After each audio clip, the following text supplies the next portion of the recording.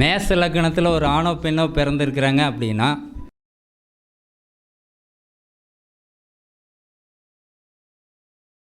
அடுத்தது ரிஷப லக்னத்தில் ஒரு ஆணோ பெண்ணோ பிறந்திருக்கிறாங்க அப்படின்னா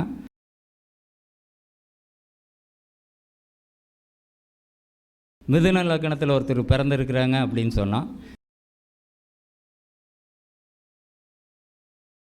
கடக லக்னத்தில் ஒருத்தர் பிறந்திருக்கிறாங்க அப்படின்னு சொன்னால்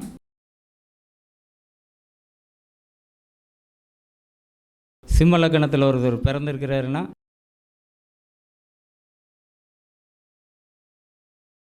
அடுத்தது துலா லக்னத்தில் ஒருவர் பிறந்திருக்கிறாருன்னா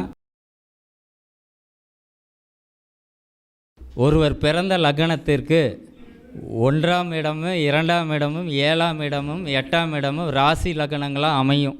அப்படி இல்லை அப்படின்னா அந்த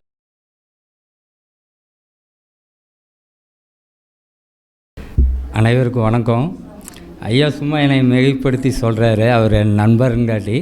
அப்படியெல்லாம் இல்லை, நானும் உங்களையாட்ட உட்காந்து பார்த்துட்டு இருந்தது தான். உங்களை மாதிரி பார்த்துட்ருப்பேன். என்ன நீங்கள் உள்ளே உட்காந்து பார்த்துட்ருக்கிறீங்க, நான் வெளியில் உட்காந்து கேட்டுட்ருப்பேன். அவ்வளோதான் வித்தியாசம். நானும் அப்படியே கொஞ்சம் கொஞ்சம் படிச்சுக்குவேன். எனக்கு தெரிஞ்ச சில விதிகளை சொல்கிறேன். இது என்னோடய தனிப்பட்ட விதிகள் கிடையாது. எனக்கு கொடுத்த குருமார்கள் கற்றுக் கொடுத்த விதிகளும் நான் புக்கில் இருந்து தேடி படித்த விதிகளை தான் இப்போ உங்களுக்கு சொல்கிறேன். எல்லோரும் பாருங்கள், சரியாக இருந்தால் சரியாக இருக்குதுன்னு பாருங்கள். ஏதாவது தவறு இருந்தனாலும் சொல்லுங்கள், நான் அடுத்தது என்ன இதுங்கிறத பார்க்குறேன். முதல்ல எனக்கு இந்த வாய்ப்பை கொடுத்த பரணிபாரி ஐயாவுக்கும், நான் என்ன பேச போகிறேன்னா என்னென்னு தெரியாமல் உட்காந்து கேட்குறீங்க வேறு. முதல்ல உங்களுக்கு தான் நன்றி சொல்லணும். எங்கடா அப்படிங்கிறதுக்கு முதல் சொல்கிறேன். அதே மாதிரி நான் மட்டும் இல்லை, நீங்களும் நாளைக்கு இதே இடத்துல வந்து பேச போகிறீங்க. இன்றைக்கி எனக்கு ஒரு வாய்ப்பு கிடச்சிருக்கு, நாளைக்கு உங்களுக்கு கிடைக்கலாம். இதிலெல்லாம் யாருக்கு எது கிடையாது. நான் முன்னாடி நீங்கள் பின்னாடி, நான் பெரிய ஆள் சின்ன ஆளுன்னெல்லாம் இல்லை. எனக்கு இன்றைக்கி வாய்ப்பு கிடச்சிருக்குது, அதை நான் பயன்படுத்துகிறேன். அது மாதிரி உங்களுக்கு கட்டாயம் வாய்ப்பு கிடைக்கும். அப்போ நீங்களும் பயன்படுத்தலாம். அடுத்த இதுக்கு போகலாம். முதல்ல பார்த்தீங்க அப்படின்னா இப்போ நிறைய நம்ம திருமணத்தை பற்றி கேட்குறாங்க, வந்து சொல்கிறாங்க எந்த திசை, எப்படி பொண்ணு இருக்குது, எப்படி மாப்பிள்ளை இருக்கும். இந்த கேள்வி எல்லாமே எல்லா முறையிலையுமே நீங்கள் கேள்வி கேட்டிருப்பாங்க, எல்லாருமே நம்ம பார்த்துருப்போம். இதுக்கு பார்த்தீங்க அப்படின்னிங்கன்னா ஒரு எளிமையான விதி இருக்குது. நம்ம அவெல்லாம் போட்டு நம்ம எது பார்த்திக்க வேண்டியதில்லை. ஒரு லக்னத்துக்கு வராங்க, எந்த ஆணுக்கோ பெண்ணுக்கோ கேட்க வராங்க, எங்கே கணவன் மனைவி அமையும் அப்படிங்கிறது, எந்த ராசி எந்த நட்சத்திரம் அப்படிங்கிறது ஒரு ஈஸியாக எடுத்துக்கலாம். ஒரு 2 இதில் எடுத்துக்கலாம். இப்போ பார்த்தீங்க அப்படின்னா மேச லக்னம் அப்படின்னு ஒருத்தர் பிறந்திருக்கிறாங்க, ஆணோ பெண்ணோ பிறந்திருக்கிறாங்க அப்படின்னா அவங்களுக்கு மேசம், ரிஷபம், துலம், விருச்சகம் இது வந்து ராசியோ லக்னமோ கண்டிப்பாக இருக்கும். இல்லைன்னா இதனோட அதிபதியினோட நட்சத்திரங்கள் இருக்கும். இது ஆணுக்கோ வரும், இல்லைன்னா பெண்ணுக்கு வரும். சில ஜாதகத்துக்கு 2 பேத்துக்குமே வந்துடும். இந்த விதிகள் பொருந்தி வரும். இது 90% வரும். நீங்கள் கல்யாணம் ஆணைங்க ஜாதகத்தை எடுத்து கூட பார்க்கல, இல்லை நீங்கள் இப்போ இருக்கிறது உங்கள் கணவன் மனைவி இதை எடுத்து பாருங்கள், கண்டிப்பாக வரும். மேச லக்னத்தில் ஒரு ஆணோ பெண்ணோ பிறந்திருக்கிறாங்க அப்படின்னா அவங்களுக்கு கணவனோ இல்லை மனைவியோ வரக்கூடிய ராசி, லக்னம், நட்சத்திரம் இதுதான் 3 தான் கான்செப்ட். ஒன்றா மேசமாக இருப்பாங்க, அது ராசியாக இருக்கலாம், இல்லை லக்னமாக இருக்கும். இல்லைன்னா ரிஷபம் ராசியாக இருக்கும், இல்லைன்னா லக்னமாக இருக்கும். இல்லைன்னா துலாம் ராசியாக இருக்கும், இல்லைன்னா லக்னமாக இருக்கும். இல்லைன்னா விருச்சிகம் ராசியாக இருக்கும், இல்லைன்னா லக்னமாக இருக்கும். இல்லைன்னா இந்த அதிபதிகள் செவ்வாயினோட நட்சத்திரத்தில் பிறந்திருப்பாங்க, இல்லைன்னா சுக்கிரனோட நட்சத்திரத்தில் பிறந்திருப்பாங்க. இது என்ன கான்செப்டுன்னு சொல்கிற மாதிரி சிம்பிள். 1, 2, 7, 8 இதுதான் எல்லா லக்னத்துக்கு பொருந்தும். ஒவ்வொரு லக்னத்துக்கும் நான் சொல்லிட்டு வரேன். 1, 2, 7, 8 இதுக்குள்ளே தான் கணவனோ மனைவியோ வருவாங்க. 90% வருவாங்க. நீங்கள் எல்லா கல்யாணம் ஆணைங்களுக்கும் எடுத்து பார்க்கலாம். ஒவ்வொருத்தருக்கு 2 பேர்த்துக்குமே அமையும் இந்த விதி. இல்லைன்னா ஒருத்தருக்கு கண்டிப்பாக வரும், 90% வரும், 10% மாறும். அது எப்படி மாறுனீங்கன்னா அந்த அதிபதிகள் பரிவர்த்தனையில் இருந்தாலோ இல்லை சந்தியில் லக்னங்கள் விழுந்தாலோ அந்த ஜாதகங்கள் அந்த 10% மாறுது. இதை நான் பார்த்த வரைக்கும் நீங்களும் அதே மாதிரி பயன்படுத்தி பாருங்கள். அடுத்தது ரிஷப லக்னத்தில் ஒரு ஆணோ பெண்ணோ பிறந்திருக்கிறாங்க அப்படின்னா ரிஷபம், மிதுனம், விருச்சிகம், தனுசு இந்த 4 ராசி லக்னமாவோ ராசியாவோ வரும். இல்லைன்னா இந்த அதிபதிகளோட நட்சத்திரத்தில் பிறந்தவங்களாக இருப்பாங்க. சரிங்க. ரிஷபம், மிதுனம், விருச்சகம், தனுசு இந்த 4 ராசியில் வந்து லக்னமாக கூட வரும், ராசியாக கூட வரும். இல்லைன்னா இந்த அதிபதியின் நட்சத்திரத்தில் பிறந்திருப்பாங்க. சரிங்களா?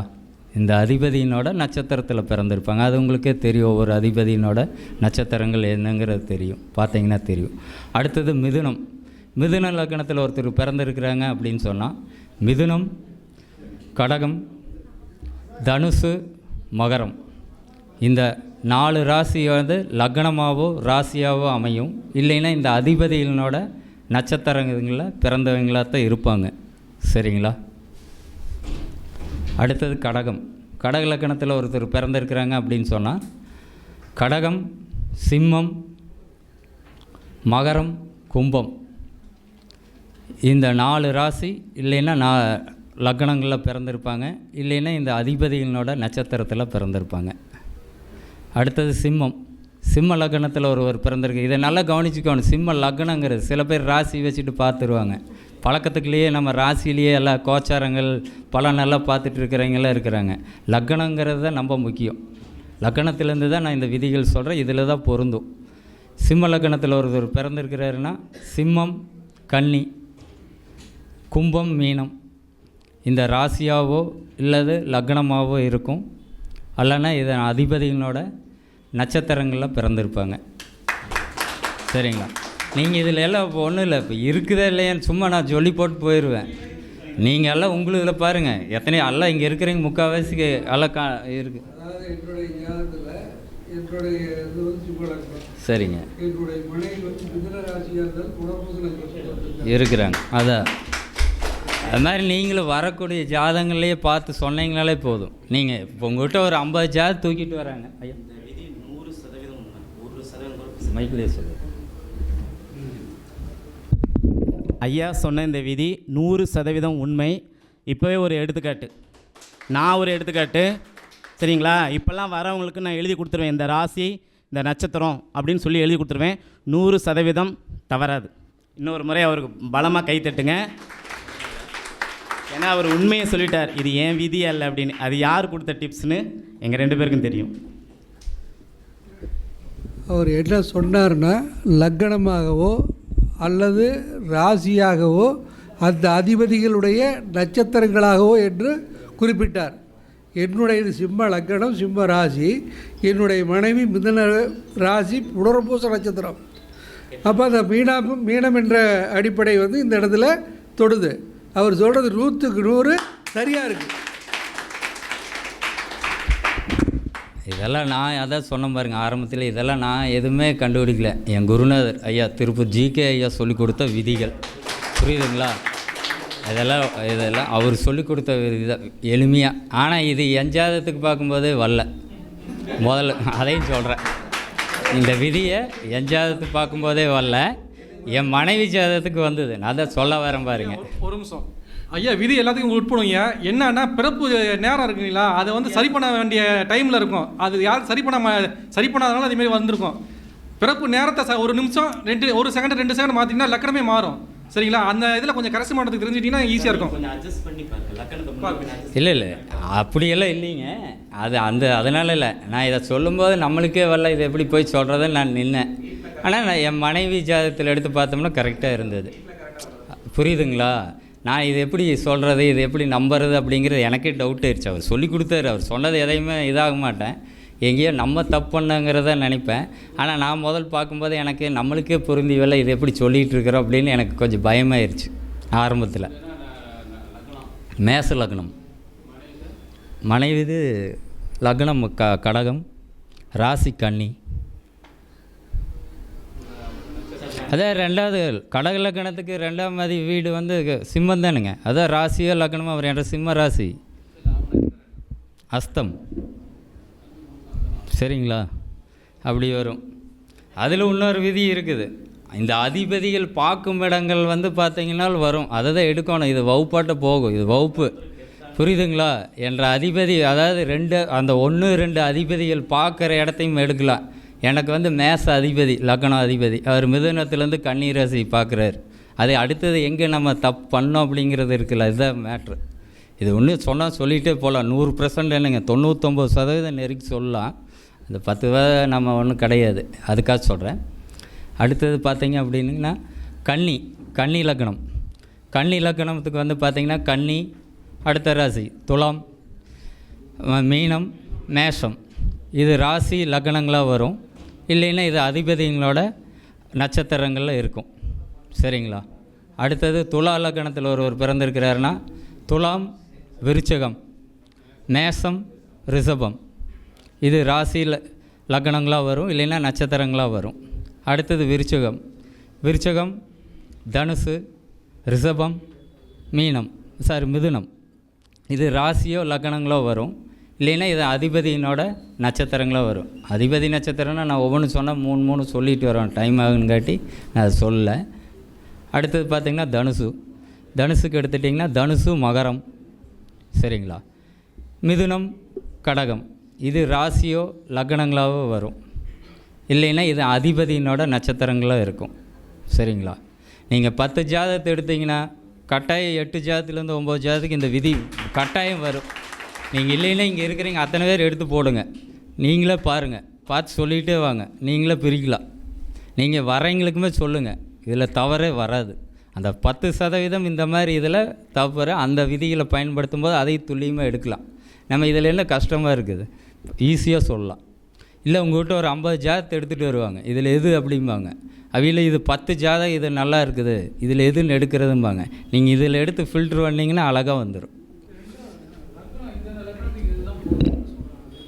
என்னங்க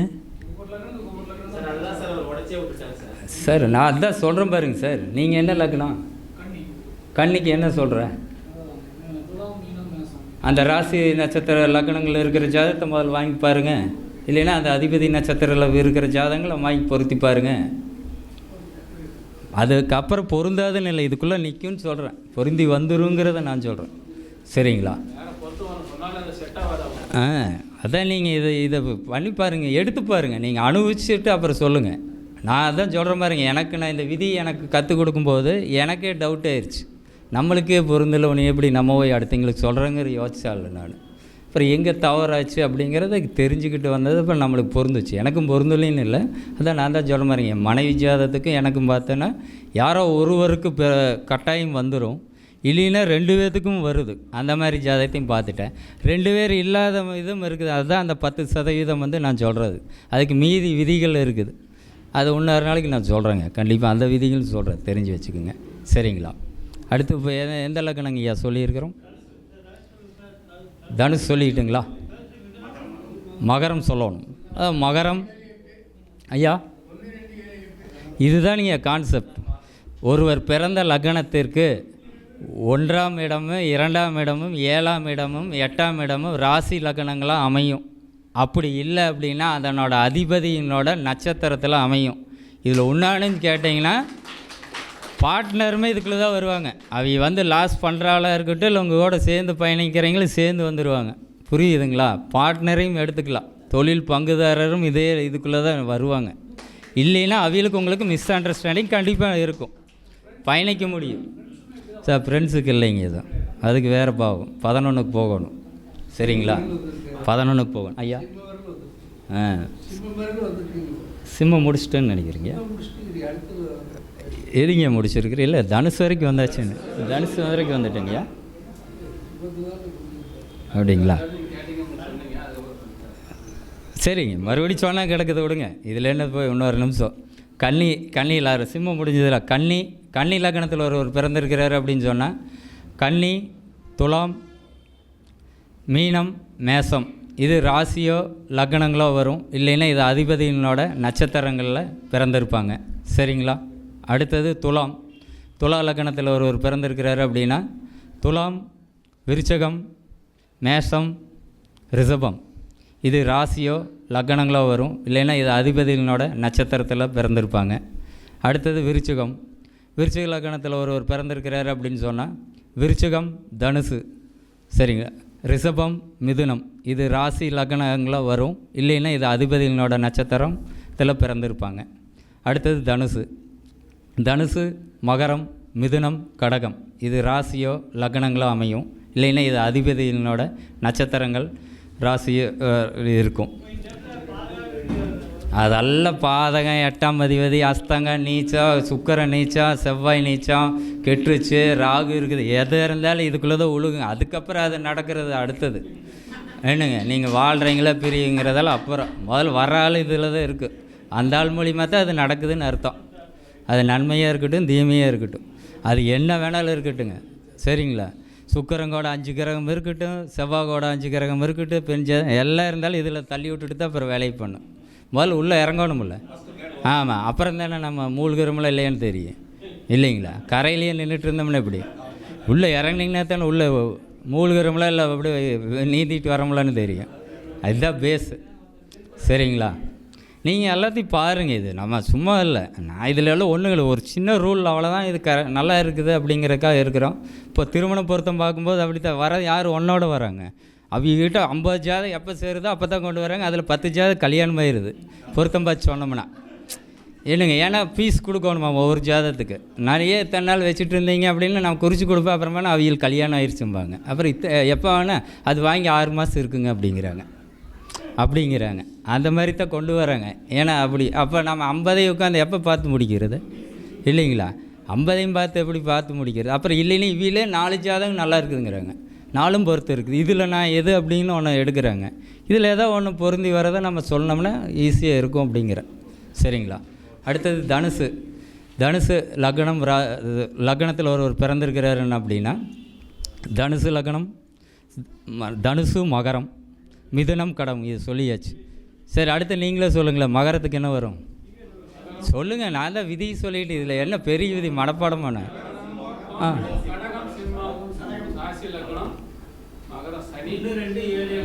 ஆமாங்க, அவ்வளோதானுங்கய்யா. அது அதிபதி யாருங்கய்யா கண்டுபிடிச்சிங்கய்யா? சனி நட்சத்திரங்கள் என்னென்னு உங்களுக்கு தெரியுங்கய்யா? அந்த நட்சத்திரங்கள் தெரியும். அதில் பாருங்கள், நீங்கள் உட்காந்துட்டு ஜாதகமே வாங்க வேண்டாம், இதில் எதாவது கையில் வச்சுருக்குன்னா கொண்டு வந்து கொடு அப்படின்னுங்க, மீதி நீயே வெய்ய அப்படின்னுங்க. கட்டாயம் இதுக்குள்ளே நிற்கும். சரிங்களா?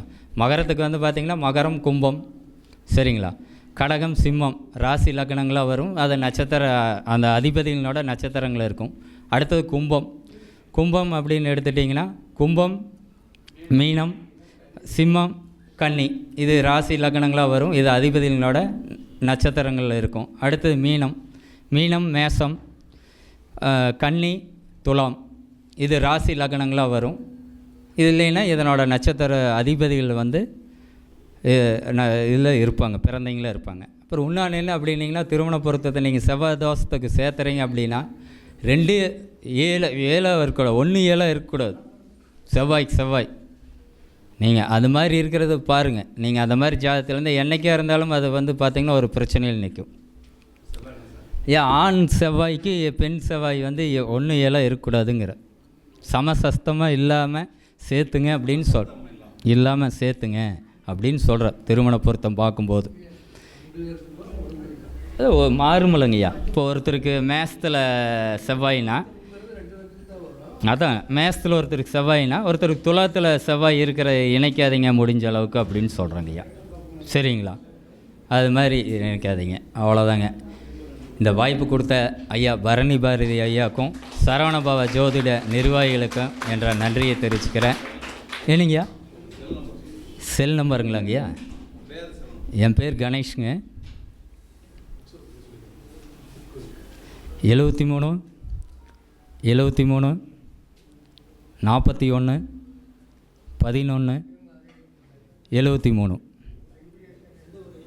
திருப்பூருங்கய்யா. என்னங்கய்யா? நான் பார்த்தீங்கன்னா புக்ஸு இப்போ அஸ்ட்ராலஜருக்கு படிக்கிறவங்களுக்கு தேவையானது பார்த்தீங்கன்னா புக்கு, ஜோதிட புத்தகங்கள். சரிங்களா? அதனோட மென்பொருள், செயலி, அப்புறம் நவரத்ன கற்கள், மலர் மருந்துகள், இது எல்லாமே நம்ம இந்தியா ஃபுல்லாக எல்லாத்துக்கும் அனுப்பிச்சிட்ருக்குறோம் கொரியர்லேயே. ஐயா திருப்பூரில் இல்லை, நான் ஒரு பக்கம் இருக்க மாட்டேன். ஏன்னா எல்லா பக்கம் இந்த மாதிரி கருத்தரங்கு நடக்கிற பக்கம் அங்கே போய் ஸ்டால் போட போயிடுவேன். திருப்பூரில் பார்த்தீங்கன்னா புது பஸ் ஸ்டாண்டுக்கிட்ட, அதை நீங்கள் தனிப்பட்ட முறையில் கூப்பிடுங்க, நான் சொல்கிறேன். வீடு அங்கே தான் இருக்குது. ஆமாங்க, நம்ம எல்லாம் ஆன்லைனில் தான் இது பண்ணுறோம், விற்பனை பண்ணுறோம், எல்லாமே பண்ணுறோங்கய்யா. அது மாதிரி கருத்தரங்கு நடக்கிற பக்கம் போய் இது பண்ணுவோம், ஸ்டால் போடுவோம். சரிங்களா? வேறு ஏதாவது சந்தேகம்னா கூப்பிடுங்க, எனக்கு நேரங்கள் இருந்தால் பதில் சொல்கிறேன், கண்டிப்பாக சொல்கிறேன். ரொம்ப நன்றி.